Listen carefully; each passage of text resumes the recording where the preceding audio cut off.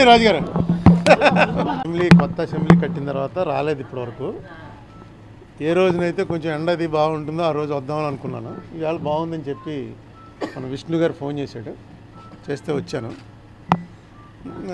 ఇక్కడ ఉన్నటువంటి security officer గారు మేము వచ్చామని తెలియజేయగానే దగ్గరుండి అన్నీ చూపించారు. అక్కడ దాంతో ఇక్కడ కంపేర్ చేస్తూ అక్కడ ఏ రూమ్ ఉండేది ఇట్లా రూమ్ ఉంది అంతా చెప్పి ఎక్స్ప్లెయిన్ చేసి మొత్తం గ్యాలరీలోంచి అసెంబ్లీ హాల్ కౌన్సిల్ హాల్ అన్నీ చూపించారు. I'm thankful to him.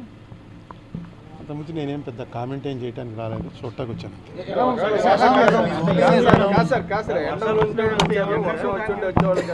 అంటే అసెంబ్లీ బాగుంది అన్నారనుకోండి టీడీపీలో పోతున్నాడు అంటారు, బాగోలేదు అన్నారనుకోండి వైసీపీలో పోతున్నాడు అంటారు.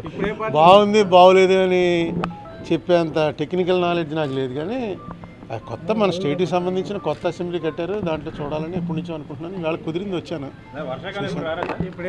రావటానికి నాకు ఉండవెళ్ళి ఎలా ఉంటుందో రోడ్డు అది తెలుసు, దాని గురించి ఎక్కడేదో కారుతుందని కాదు. అంటే కొత్త బిల్డింగ్ అయ్యాక కారుతాయండి, అది పెద్ద ఇదే ఉంది. నేను అంత ఆ రోజే చెప్పాను కదా, నేను బిల్డింగ్లో వస్తుంటే లీకేజ్లు అవి రెక్టిఫై చేసుకుంటారు, దాన్ని ఇష్యూ చేయవలసినటువంటి పెద్ద ఇది కాదనుకున్నాను. ఆవేళ నేను అంటే మీకు మీడియాకు చెప్పాను కూడా, దాంట్లో పెద్ద ఇష్యూ చేయవలసినంత ఏముంటుంది. ప్రస్తుతానికి ఖాళీ మీ పార్టీ. సార్ ఒక్క మాట ఉండాలి కదా, సీనియర్గా మీ అబ్జర్వేషన్ మీ కామెంట్ అనేది చాలా కీలకం.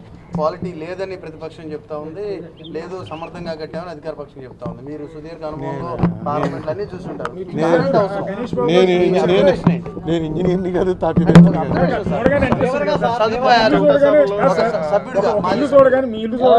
అనిపిస్తుంది బాగుందనో బాగాలేదనో. ఏమనిపించింది మీ ఫీలింగ్? అసెంబ్లీ బాగుంది కాబట్టి చూడటానికి వచ్చాం. రోజు ఫోటోల్లో చూస్తున్నాం కదా, దగ్గరికి వచ్చి చూద్దామని వచ్చాము. బాగోలేదని అలా చెప్తాం, ఇది తీసుకోండి, బ్రేకింగ్ న్యూస్ ఇదేగా. మీరు ఏ పార్టీలోనూ లేనంటున్నారు, బట్ వాళ్ళ కాంగ్రెస్ పార్టీతో కలిసి ఈరోజు ఇక్కడ ఏం చేయాలి నాకు వాళ్ళే తెలుసు. తెలుగుదేశం వాళ్ళు ఎవరు దొరకలేదు.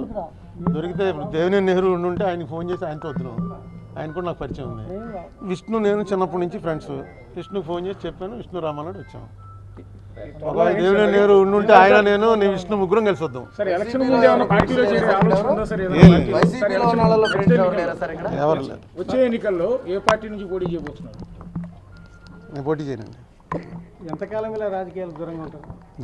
దూరంగా ఉంటే మీరు గొట్టాలు పెడతారంటే అసలు